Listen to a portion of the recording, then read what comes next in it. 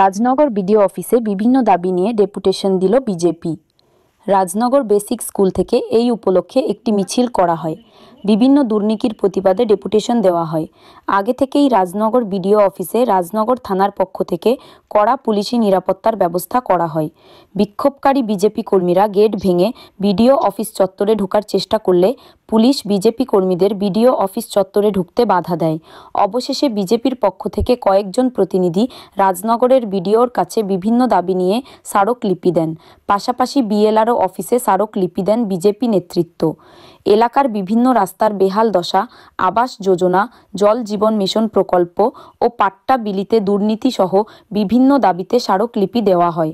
উপস্থিত ছিলেন জেলা সাধারণ সম্পাদক শ্যামসুন্দর গড়াই, জেলা সহসভাপতি উত্তম রজক ও কৃষ্ণকান্ত সাহা, জেলা সম্পাদক অনুপ গড়াই সহ সুমিত দত্ত, ধনঞ্জয় দাস প্রমুখ।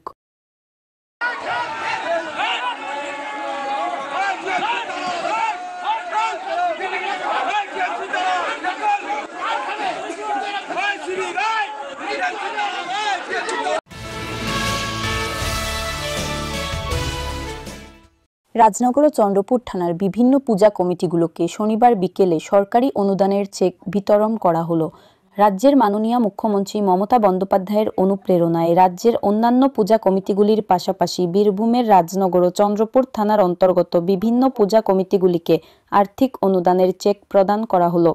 রাজনগর থানার অন্তর্গত ৩৫টি এবং চন্দ্রপুর থানার অন্তর্গত ৪০টি পূজা কমিটির কর্মকর্তাদের প্রত্যেকের হাতে ১,১০,০০০ টাকার করে চেক তুলে দেন বিধায়ক বিকাশ রায়চৌধুরী। সঙ্গে উপস্থিত ছিলেন ডিএসপি হেডকোয়ার্টার তৌহিদ আনোয়ার, রাজনগরের বিডিও শুভাশিস চক্রবর্তী, পূর্ত কর্মাধ্যক্ষ সুকুমার সাধু, সহ সভাপতি পরিমল সাহা, রাজনগর থানার ওসি তাপস দত্ত, চন্দ্রপুর থানার ওসি অভিষেক ঘোষ সহ অন্যান্যরা।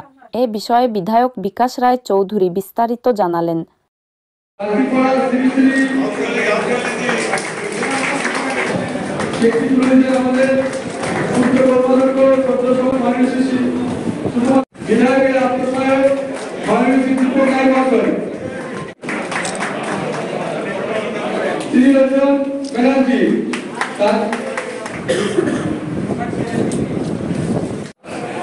রাজনগর থানা এবং চন্দ্রপুর থানায় শারদ উৎসবকে কেন্দ্র করে মা দুর্গার যে পুজোর আয়োজন, মাননীয় মুখ্যমন্ত্রী যেভাবে আজকে প্রতিটি পূজা কমিটিকে ১,১০,০০০ টাকা করে অনুদান উপহার দিলেন, আমরা তার চেক বিতরণ করলাম। আজকে আমরা প্রায় ৭৮ জনকে আজকে এখানে চেক বিলি করেছি।